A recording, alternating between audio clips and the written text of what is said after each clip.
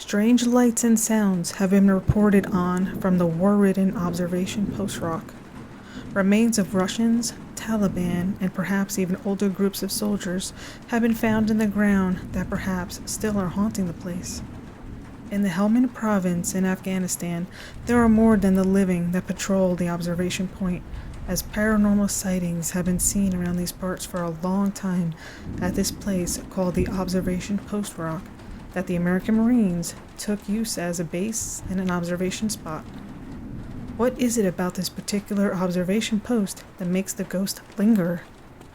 Before being taken over by the American troops, the Observation Post Rock, or OP Rock, was a Taliban-controlled fort, almost falling to pieces. The Americans also dropped a 900-kilogram bomb on that place before taking over it. Situated only a few hundred meters southeast of patrol base Hazan Abad, the rock is a desolate place. It was at the hands of NATO since it was captured from the Taliban in 2008 and used as a military base for soldiers stationed there. Although today, the observation post rock has fallen into the hands of the Taliban once again when they took control of Afghanistan in 2021. A big part of the supposed hauntings is said to be from rebel forces like the Taliban who used to control the rock, and are today the ones using it as an observation post. The Taliban is a group of Islamic fundamentalists and Pashtun nationalists and a militant political movement in Afghanistan. It ruled the country from 1996 to 2001 after the Afghan Civil War before being overthrown following the U.S. invasion. They are deemed by most countries as a terrorist group with little regard to human rights, especially women's right to both education and autonomy of their own lives. They enforced strict Sharia laws. In 2021, when the U.S. troops left Afghanistan, they came back into power again after only a few months.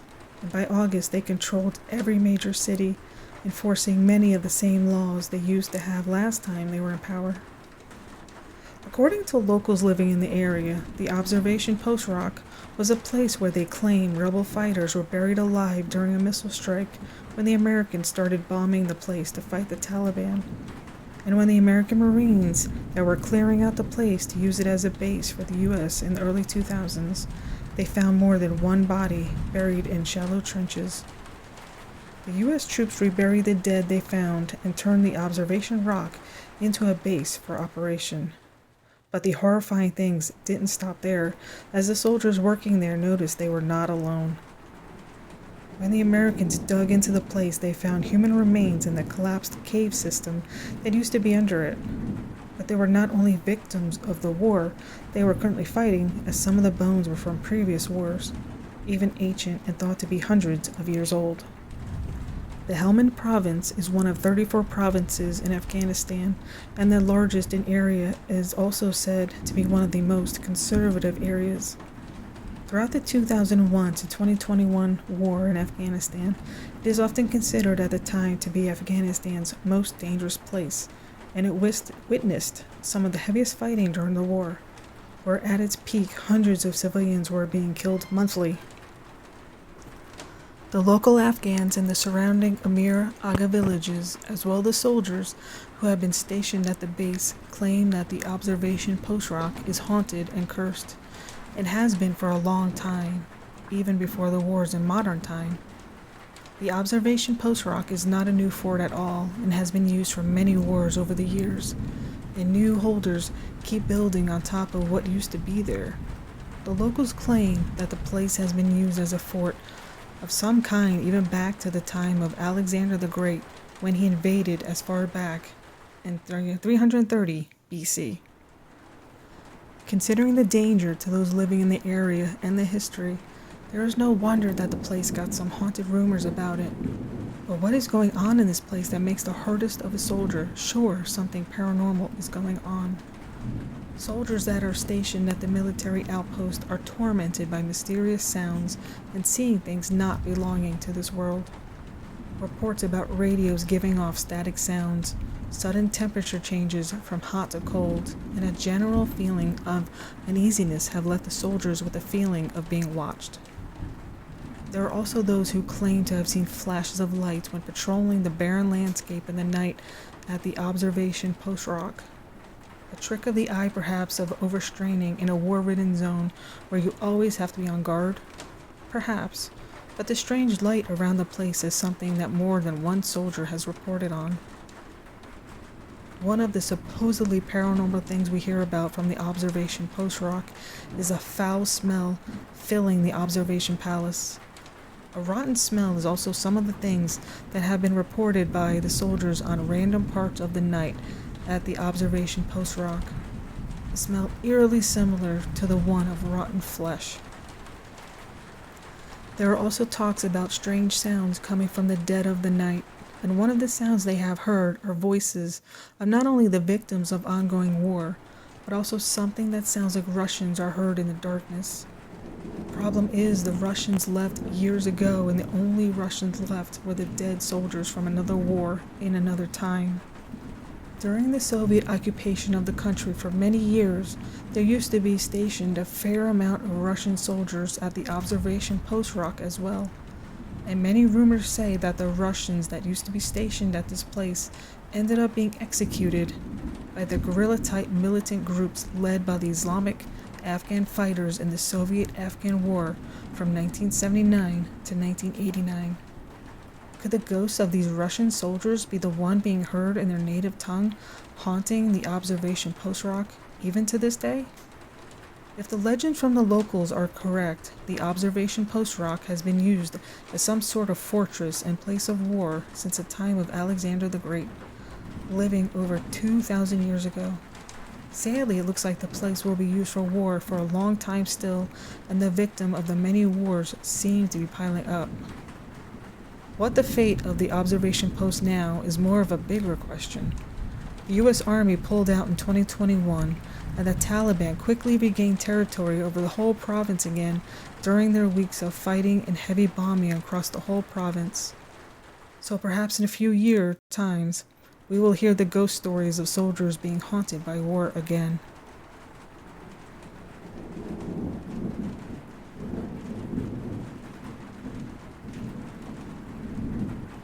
In Grahamstown, South Africa, there is a ghost story about a convict haunting the place where he was hanged by the old provost.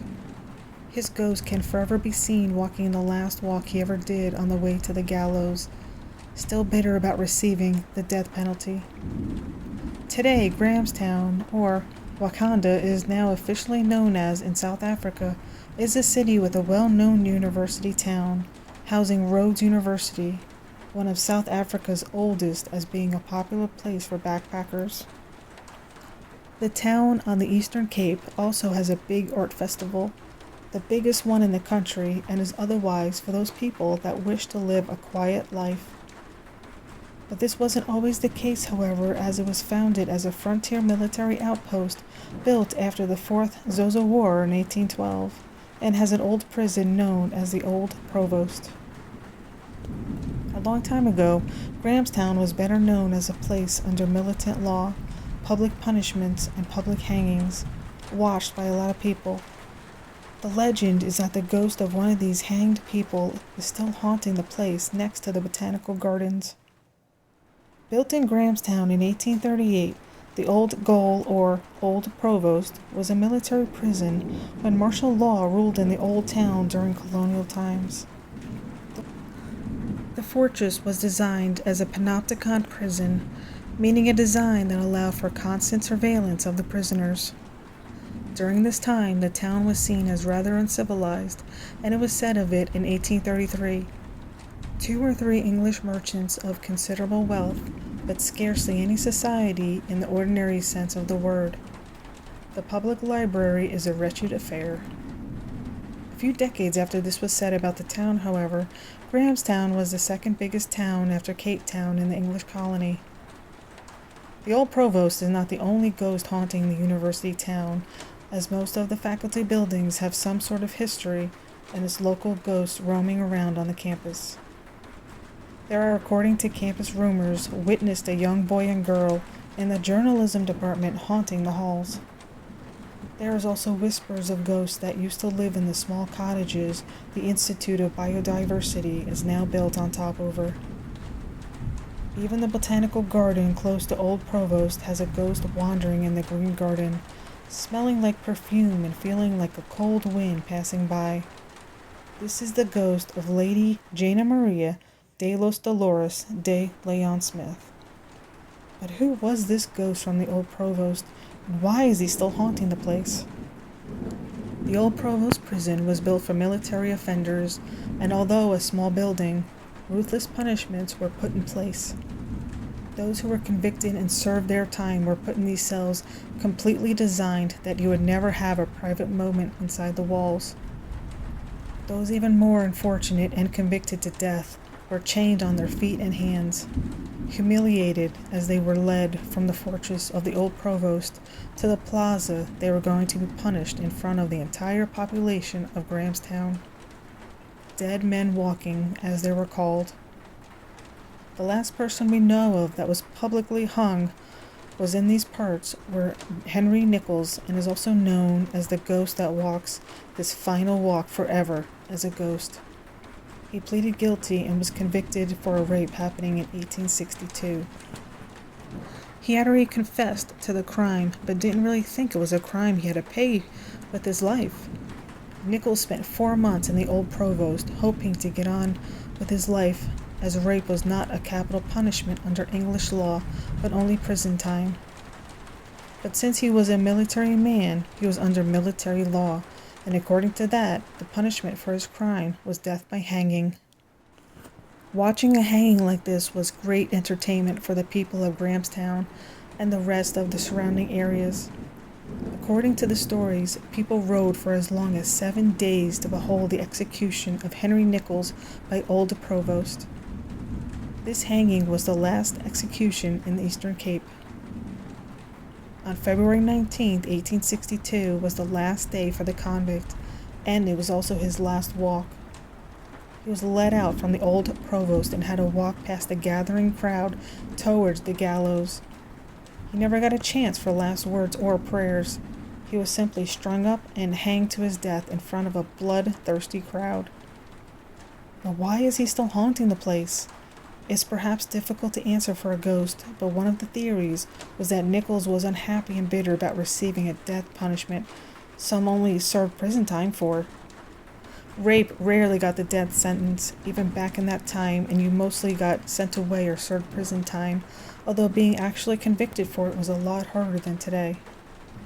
A lot retelling the story of a ghost wandering from the Old Provost think that because of this, Nichols meant that the punishment he received was too hard, and the humiliating Nichols ended his life. His soul can never be free.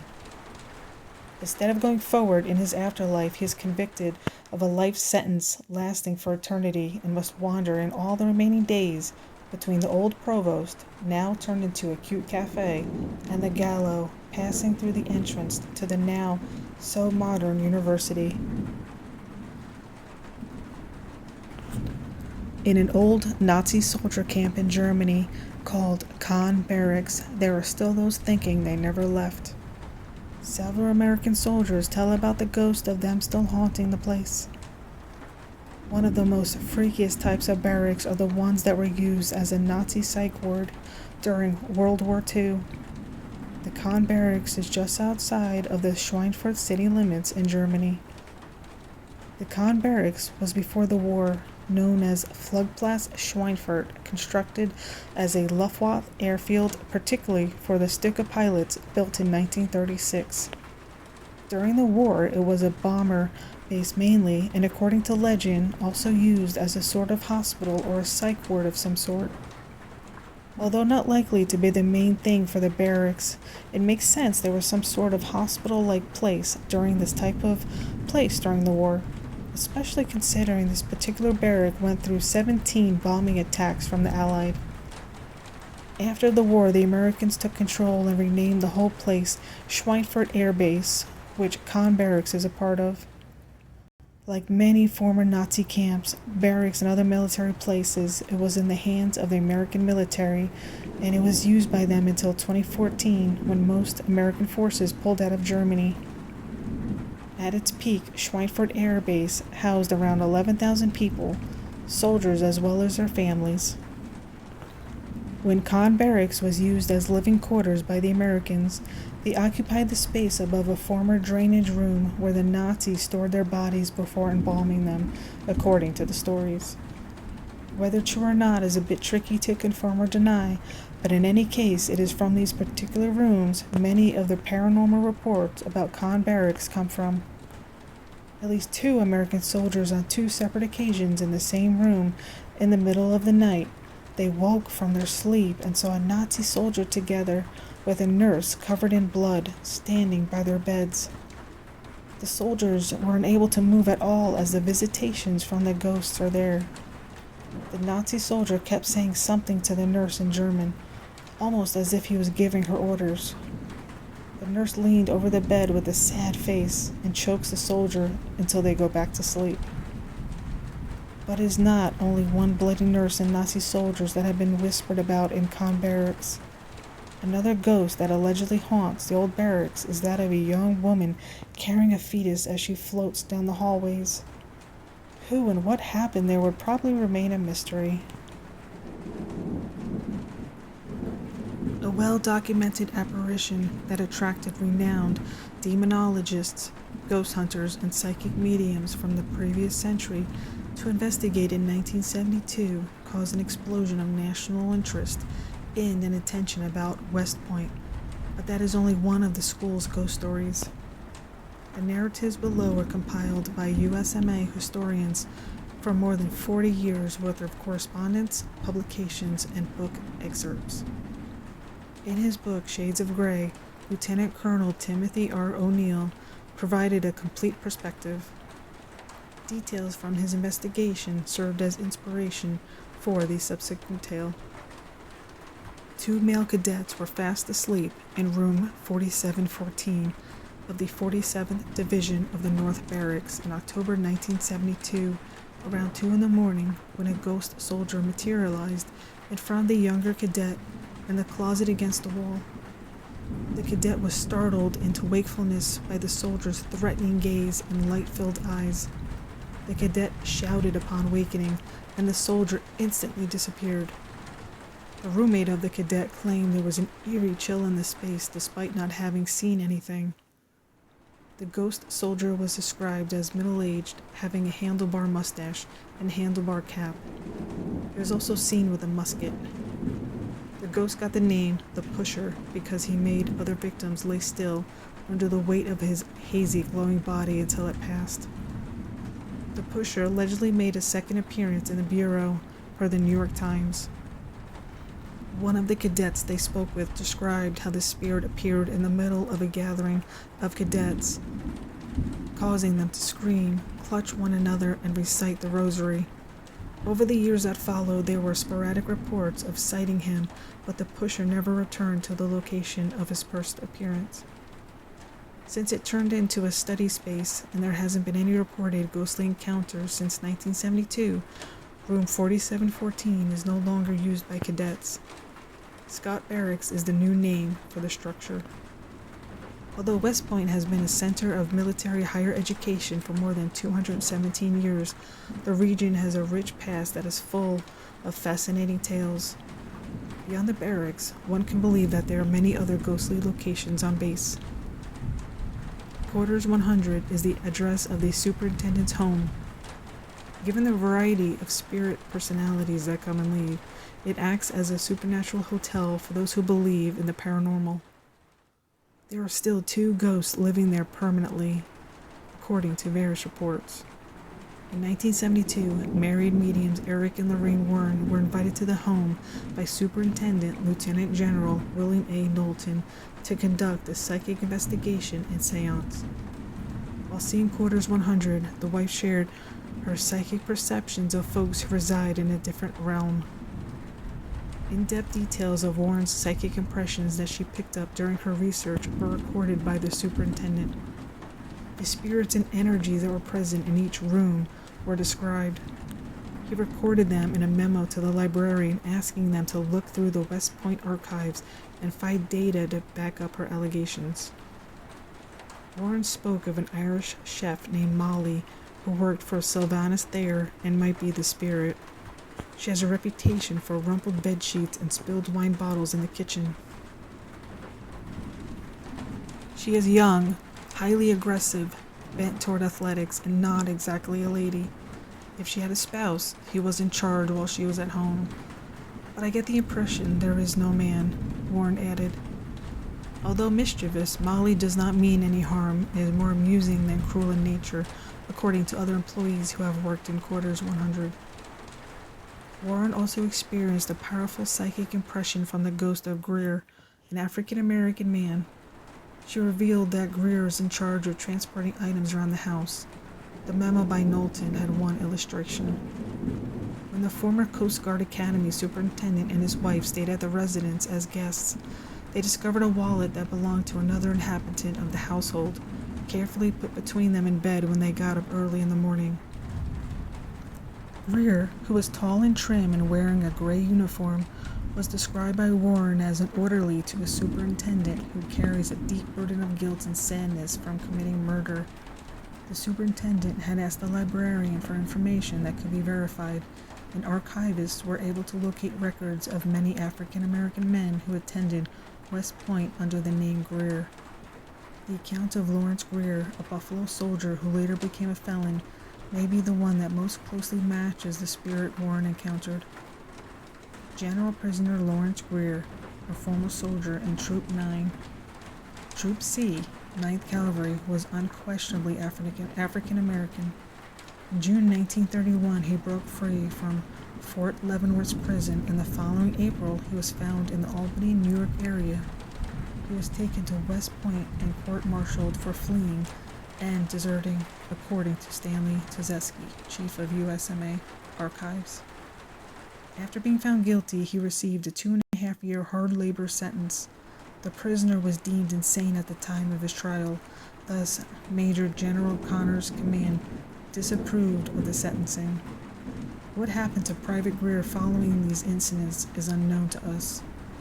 The librarian appeared motivated, but he stated that in order to find the majority of Warren's descriptions, a thorough search of superintendent's memoirs that are not now in the archives collection would be necessary.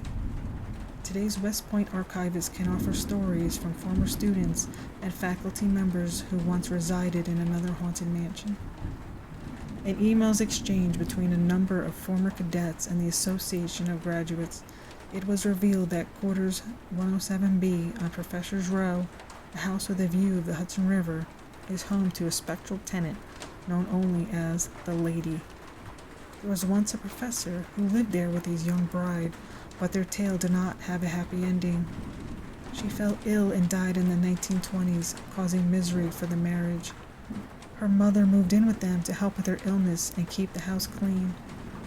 According to the legend, the professor and mother's infatuation developed into love, which devastated the wife and possibly caused her early death to occur more quickly. According to the proverb, hell hath no fury like a woman scorned, when she passed away, she had her husband promised not to remarry her mother, but shortly afterward he took vows with her. The ghost was left for her own mother by the man she was in love with.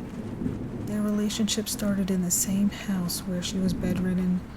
Some mediums claim that although her severe mental pain started when she was still living, it is the inability to find peace that keeps her spirit bound to this earth.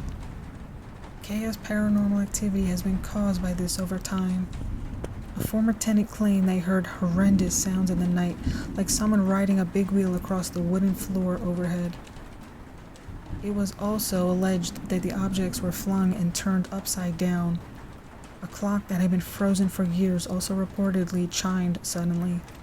The ghost bedroom had to be sealed off at one point because she was frightening people away due to the frequent hauntings, but it was eventually unlocked again in the 1950s. 8-year-old daughter of a class of 1960 graduate gave the ghost her name, despite the fact that these unsettling behaviors were not particularly ladylike.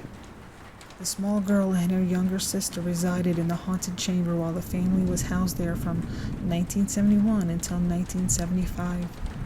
The girl often woke her parents up in the middle of the night When they got out of bed to check on their child, they realized she was not conversing with anyone they could see, despite the fact that they could hear her talking.